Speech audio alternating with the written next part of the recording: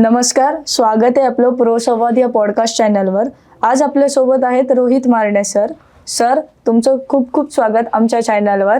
नमस्कार, धन्यवाद. सर, आपल्या एकूण राजकीय आणि सामाजिक कारकिर्दीबद्दल तुम्ही काय सांगाल आणि तुमची जी वाटचाल आहे आतापर्यंतची त्याला तुम्ही कुठल्या दृष्टिकोनाने बघता? आम्ही 2014 साली कॉलेजमध्ये विद्यार्थी आंदोलनातून आलो. त्यानंतर मराठा महासंघ असेल, राष्ट्रवादी विद्यार्थी काँग्रेस असेल, अशा खूप विद्यार्थी संघटनांमधून आम्ही आलो. आज शिवसेनेमध्ये जेव्हा एकनाथ शिंदे साहेबांनी वेगळा निर्णय घेतला त्यावेळेस त्यांना साथ देऊन आज एकनाथ शिंदे साहेबांसोबत काम करतोय. आणि बाकी राहिली गोष्ट आंदोलनांची, तर आंदोलनं खूप केली, म्हणजे काही मीडियामध्ये आली पण नाही. आम्ही एकदम छोटे छोटे कार्यकर्ते होतो, पण जसं जसं हळूहळू आमच्या ॲग्रेशन वाढत गेलं, जसं शिवाजीनगर नामांतराचा मुद्दा असेल, जे छत्रपती शिवाजीनगर करा, पुण्येश्वरचा जो मुद्दा आहे तो पण आपण त्यावेळेस केला. विशाळगडाचा जो मुद्दा आहे, जे अनधिकृत बांधकाम आहे, ते पण आपण केलं. नंतर बांगलादेशी असतील किंवा अन्य कुठलेही हिंदुत्वाचे मुद्दे असतील, त्या ठिकाणी आम्ही जेवढी आमची पात्रता आहे आम्ही तेवढा आवाज उठवला आणि नागरिकांना सुजाण करायचा प्रयत्न आम्ही आजपर्यंत करतोय. तुम्ही या लिडरशिप क्वालिटीमध्ये, म्हणजे जसं तुम्ही मला थोड्या वेळापूर्वी सांगितलं की तुम्ही अगदी कॉलेजपासून हे सगळं करत आहात, तर तुम्हाला काय वाटतं किती बदल झाला या सगळ्यांमध्ये? पहिले कसं होतं, आम्ही ज्यावेळेस कॉलेजला होतो त्यावेळेस राजकारणाची एक व्याख्या वेगळी होती. त्यावेळेस कॉम्पिटिशन पण खूप कमी होती. आणि आता असं झालं की राजा का बेटा राजा बनेगा. त्यामुळे आता कॉम्पिटिशन अशी आहे की आज तुम्ही कुणाकडे कुठलाही एखादा दरवाजा वाजवला तर त्या घरातून तुम्हाला कुठल्या कुठल्या संघटनेशी निगडीत एक माणूस मिळणार आहे. या सगळ्यांची स्वप्न मारून यांच्या मुलीच्या पाय घेऊन आपल्याला उभं राहायचं. हे माझ्यासारख्या असंख्य तरुणांचं हेच आहे की बाबा कुठेतरी राजकारण स्टेबल होण्यासाठी कुणाची तरी स्वप्न मारावीच लागणार आहे. आता खूप बदल झालेला आहे राजकारणात. काही वैयक्तिक टीका करतात, पण आम्ही कधी, म्हणजे आमच्याकडे 100 मुद्दे आहेत विरोधकांचे वैयक्तिक, पण आम्ही कधी राजकारणाची मर्यादा सोडली नाही. आम्ही तुम्ही जी कामं केली जी चुकीची, त्यालाच आम्ही फक्त अनुसरून विरोध करतोय. नाही तर असं वैयक्तिक विरोध केला असते तर ते जे कोणी आहे ते जेलमध्ये जाऊन ते आता काही वेगळे झाले असते.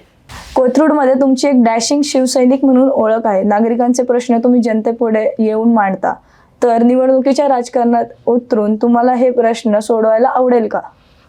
निश्चित 100% एक प्रश्न सोडवायला आवडतील, कारण का आम्ही जे इतक्या वर्ष काम केले, आज आम्हाला पण इच्छा होती की आम्ही नागरिकांसाठी जे आमच्या मनात विजन आहे ते अजून कशा पद्धतीने चांगल्या पद्धतीने करता येईल याचा विचार आम्ही करतो. आज ज्या नागरिकांचे प्रश्न आम्ही मांडतोय, जे पाण्याचा असेल, रोडचा असेल, किंवा जो मागच्या माननीयांनी जो केलेला कारभार आहे मनमानी, त्याला कुठेतरी चांगल्या पद्धतीने आपल्याला जे नागरिकांना द्यायचंय ते आपल्याला, आमच्या मनात तेच आहे की नागरिकांचं चांगलं झालं पाहिजे. आणि एक महाराष्ट्राचे आपले माजी मुख्यमंत्री आहेत उद्धव ठाकरे, नाही जुने, त्यांनी मला एक डायलॉग मारला होता की पहिले आपलं घर सुधारायचं असतं, नंतर समाज. तर आमचा प्रभाग म्हणजे आमचं घर आहे. ज्यावेळेस आमच्या प्रभागातील सगळी तरुण पिढी ही व्यसनमुक्त होईल, जी प्रॉपर एज्युकेशन शिकेल, हे आमच्या मनामध्ये, आणि गुन्हेगारी मुक्त झाले पाहिजे सर्व, यासाठी आम्ही काय प्रयत्नशील आहोत. हेच आमचं विजन आहे. कोथरूड हा एक हिंदुत्ववादी प्रभाग आहे, ठीक आहे. तुम्ही पण स्वतः हिंदुत्ववादी आहात, तर तुम्ही इथून पुढे कसं बघता कोथरूडकडे? कोथरूडमध्ये जे अतिक्रमण झालंय या घियाग्यांचं, आम्हाला हे संपूर्ण मोडून काढायचं. आज आम्ही वारंवार आवाज उठवतोय की हे जे घियागे आले ते हिंदू नाव वापरून राहतात. फेक डॉक्युमेंटचा मुद्दा असेल, मी मागे पण बोललेलो आहे. कमिशनरला मी या संदर्भात पत्र पण दिलेलं आहे, DCP असतील त्यांना पण दिलेलं आहे. एक गोष्ट चांगली झालेली आहे की फक्त त्यामध्ये व्हेरिफिकेशन होते, पण काही जे घरमालक आहेत ते व्हेरिफिकेशन करत नाहीत. त्यामध्ये असे किती असंख्य लोक आलेली आहेत जे आपलं नाव वापरून राहत असतील हिंदू, पण त्यांच्या मनामध्ये काय चालू आहे. आज आपल्याला धोका येतो संपूर्ण, म्हणजे तुम्ही आम्ही असतील तर आपल्याला पण तो धोकाच आहे या ठिकाणी. तर माझी विनंती आहे घरमालकांना की घर द्यायच्या आधी त्याचं व्हेरिफिकेशन करा, आणि आपले जे काही आरामखोर आहेत, हे 2-3 हजार रुपये यांना फेक डॉक्युमेंट प्रोव्हाइड करतात, ह्यांचा पहिले बंदोबस्त करा आणि यांना देशद्रोहाच्या गुन्ह्यामध्ये टाका.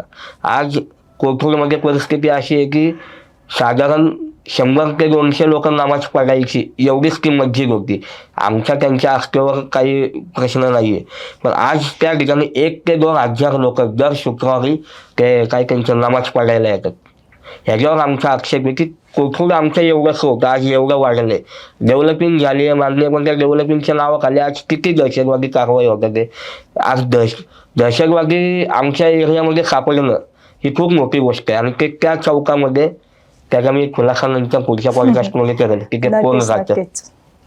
तुम्ही जर ह्या वर्षी निवडणूक जिंकलात तर तुम्ही पुढे कोथरूडमध्ये काय काय बदल आणताल, किंवा पुढे तुम्ही काय काय बदल आणतात पुणे शहरात किंवा महाराष्ट्रात किंवा देशात?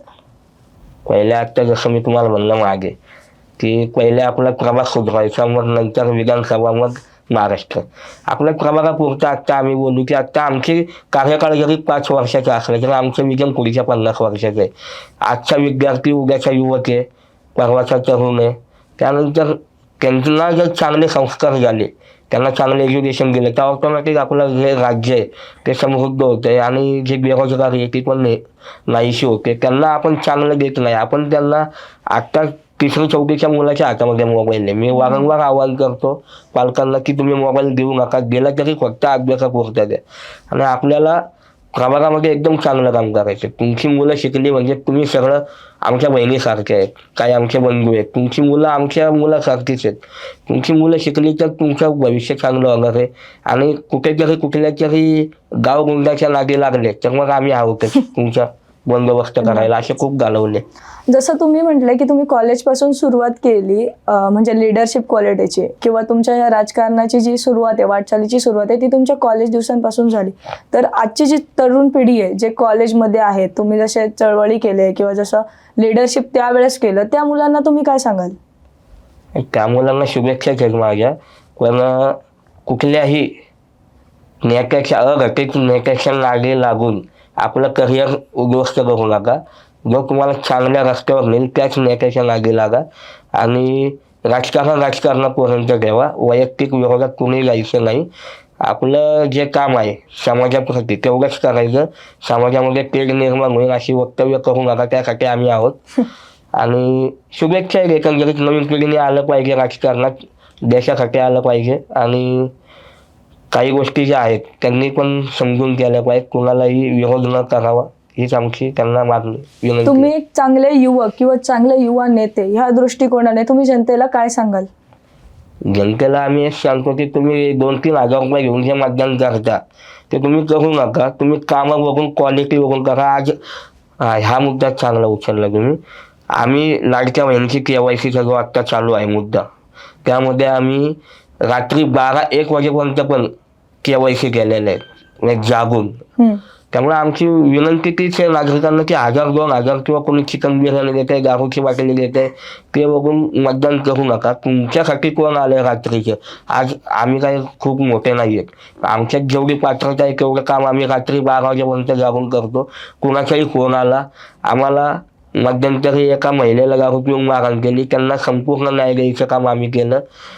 परत आता लव जॅकचा एक विषय झाला, त्या महिलेला एका जिहाद्याने ज्या मुलांना मारून टाकेल अशी धमकी दिली, त्याला पण जेलमध्ये टाकला. आमच्या एकच आहे की तुम्ही चांगलं वागा म्हणजे आम्ही पण चांगलं वागू. आमच्यासारखे जे नेते आहेत आम्ही एकदम चांगले जाऊ. फक्त हे जे काही हरामखोर आहेत जे तुम्हाला फक्त पैशापुरता वापर करतात आणि तुम्ही त्यांच्याकडे जाऊ पण शकत नाही. तुम्ही 1000-2000 घेऊन मिंगे होता, परत तुम्ही तुमची कामं घेऊन त्यांच्याकडे जाऊ पण शकत नाही. माझं हे झालं ते झालं. आम्ही तुमच्यासाठी वारंवार येतो.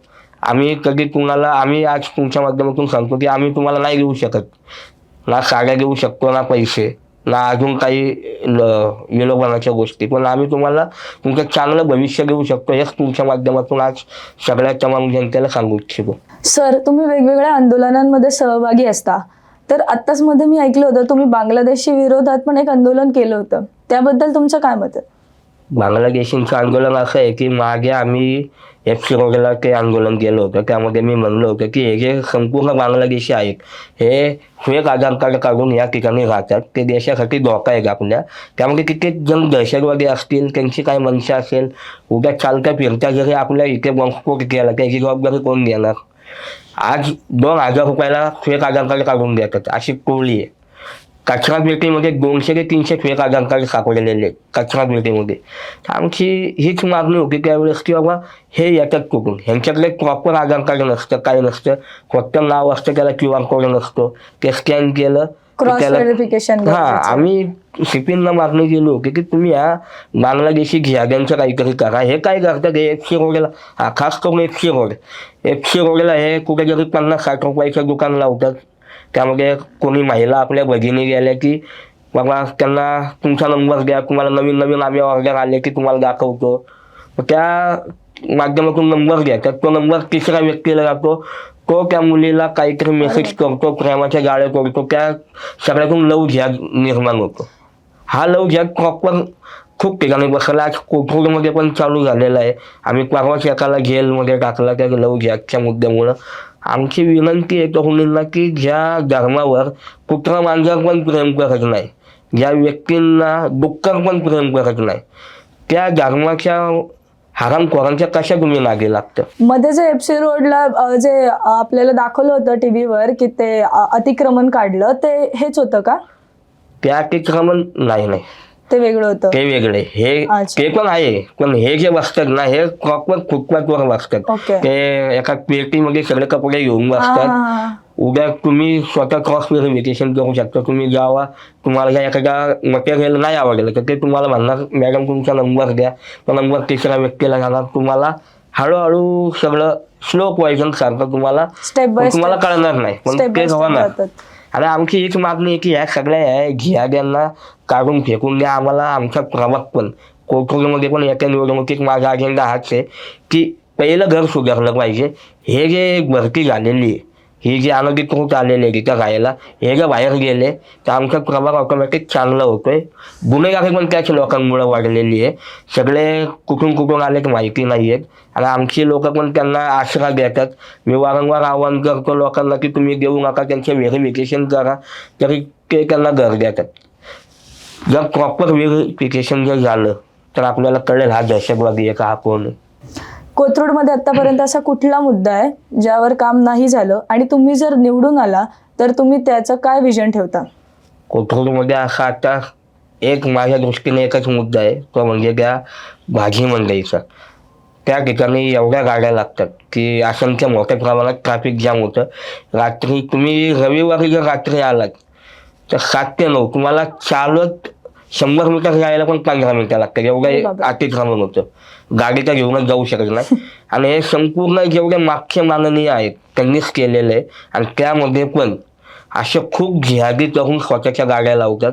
त्यामध्ये आता मध्यंतरी आपण व्हिडिओ पाहिल्या की बाबा कोण गटारातलं काढतंय, कोण काय करतंय. त्यामध्ये त्या भाज्यांमध्ये कसलं इंजेक्शन मारत होते, ते माणूस काहीतरी ते मुलींच्या गर्भाशय हे होण्यासाठी. तर असे खूप जे मुद्दे आहेत, आमचा त्यांचा आरोप आहे की हे पण कुठून तरी बाहेरून आलेले आहेत. आणि हा मुद्दा खूप वर्षांपासूनचा आहे. ती भाजी मंडई होऊ दे की आपले केंद्रीय राज्यमंत्री आहेत मुरलीधर अण्णामुळे, त्यांनी चांगलं भाजी मंडई त्या ठिकाणी बांधली आहे. पण मी अजून विनंती करतो की लवकरात लवकर जे आहेत त्यांना द्यावी. पण हे जे बाहेर बसतात हे अतिशय खूप मोठ्या प्रमाणात बसतात. यांच्याकडे कुठलेही डॉक्युमेंट नाही आहेत, कुठून आले तेही माहिती नाही आहेत. आणि यांच्या विरोधात मी ज्या दिवशी नगरसेवक होईल, आज तुमच्या माध्यमातून सांगतो, नगरसेवक झालो दुसऱ्या दिवशी मी ती सगळी भाजी मंडई या घियागी मुक्त करणार. आणि दुसरी गोष्ट, जे तुमचे काही खड्डे वगैरे असतील ते सगळे संपूर्ण एकदम प्रॉपर आपण जो रोड करू. जे मागच्या इंजिनियरनी, खास करून इंजिनियरचं नाव घेतोय पॉडकास्टमध्ये, इंजिनियरनी जे मागच्या जे सगळे घोटाळे केले ते सगळे उघडकीस आणून त्याला पण घरी बसवणार. आणि चांगले समृद्ध जसे रोड पाहिजे आपल्याला. आणि रस्त्यावर तर आपला सगळा विकास आहे. तुमच्याकडे माल लवकर नाही पोहोचला, आर्थिक ढासळून जातं सर्व.